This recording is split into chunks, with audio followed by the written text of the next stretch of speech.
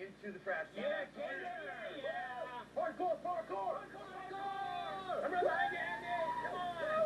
Yeah. This is not parkour. This is. Meet Josh McCall, a first-year Wartburg student from Cedar Rapids who was able to work magic with simple architecture. Originally created in France, McCall says he started doing parkour after watching YouTube videos. Probably the same thing like everybody else in the community did, or most people anyway. They saw the videos of the French guys doing it on YouTube, went out in their backyard and tried to mimic what they saw and just eventually got the hang of it. For McCall, getting the hang of it has meant not trying a stunt until he knows he's ready.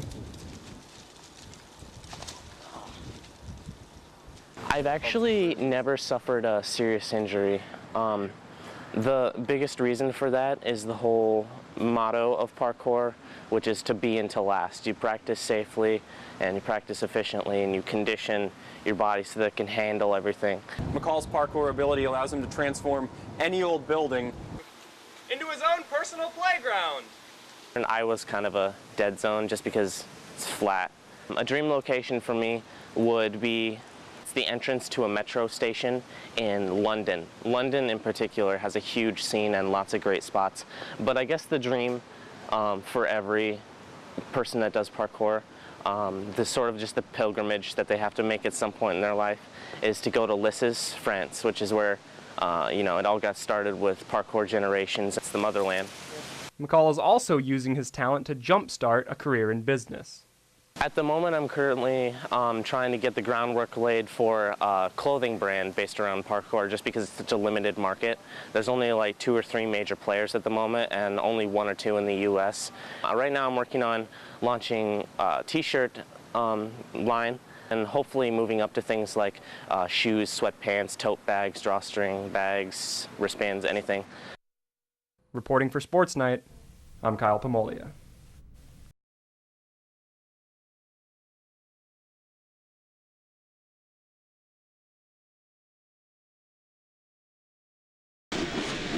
Conrad Shipper is a 15-year-old with a goal that many may not have: to be a professional motocross rider.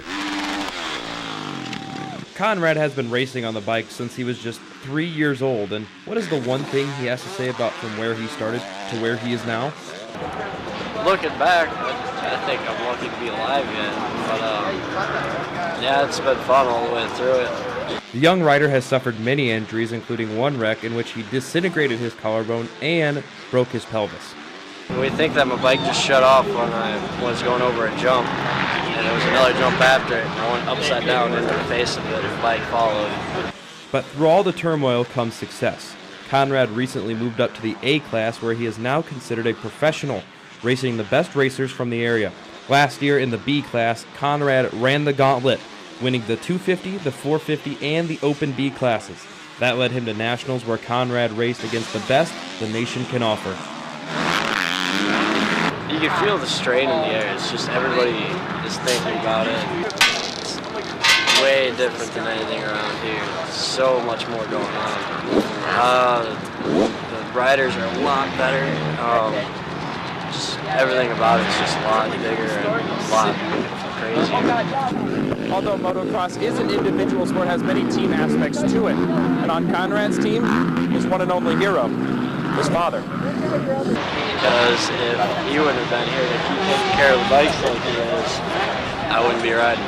But yeah, I mean, works 12-hour days, 4-hour days out of the week, and we still get up in the morning to go ride. He got on it and it was just wide open. I mean, we got his first bike for him, his little JR50, and I come home from work and the wife said he's out there crying. He can't go very fast. It won't go fast enough. So I went out there and I tuned it up, took a screw out and did a baffle washer or something. He took off out of the garage and thought he was going to run into the neighbor's house and everything. And I figured he'll be back.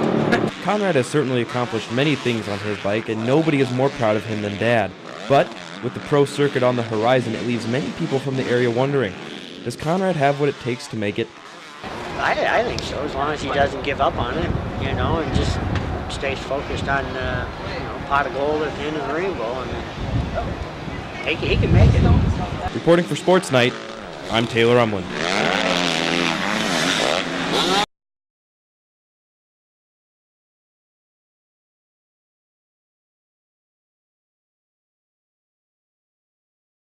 After years of planning, the Cedar Valley finally has a roller derby team known as the Push-Up Brawlers. And skaters have all sorts of reasons for wanting in on the action. My husband had a ton of hobbies and I had none, and I used to roller skate as a kid and thought it would be fun. A couple other girls thought it would be fun, and this is what it turned into. Skaters also enjoy stepping into a new identity. Everyone involved in roller derby has an alias, even the refs.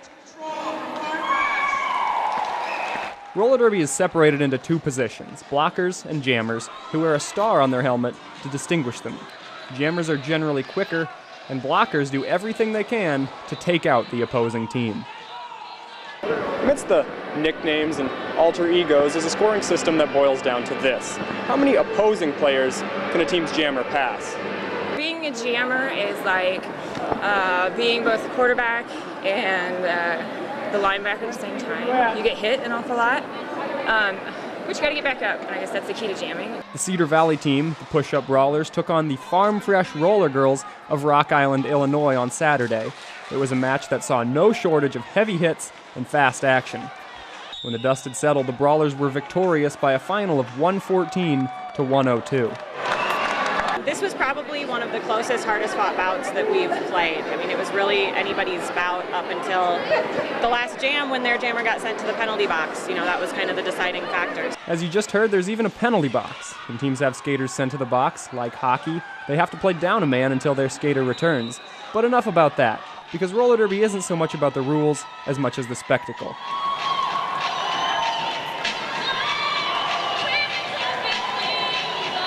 Everyone gets into it, including the coaches. Well, I didn't know anything about roller derby, and I spent a lot of time researching roller derby on the internet. I'm kind of an excited person. It doesn't take much to get me really excited, so I try to do my best to stay calm. The Brawlers' season ended on Saturday with a 500 record, but skaters are already looking forward to next year, where they can become someone else, dish out some punishment, and have a great time all the while. Reporting for Sports Night, I'm Kyle Pomolia.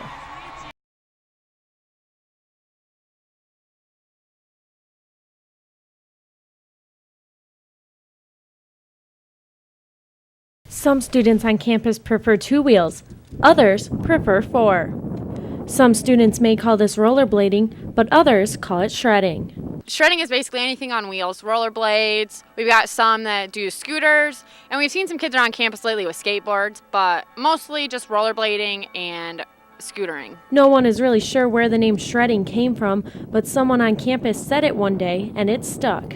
Wartburg students shred for a number of different reasons. It's a social activity because we do it with a lot of our friends, so it's a good way to hang out and all do something together. I think that shredding just gets people physically involved outside on campus, and it's a good way to meet people. But for other students, it's a form of exercise. It's just a really fun thing to do, and it's a good workout.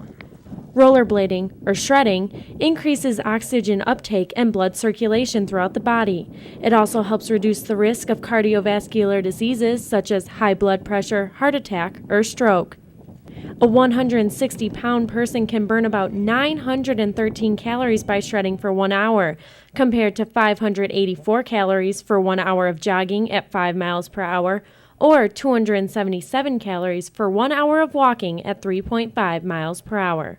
The average person can burn about 450 calories for every 30 minutes of shredding by alternating between 1 minute of easy skating and 1 minute of vigorous skating as fast as you can go. Shredding also helps improve balance and coordination, and it causes about 50% less impact on your joints than running does. So how often can you catch these shredders in action? If the sun's out, we shred. Pretty much every day. If it's nice, we're shredding.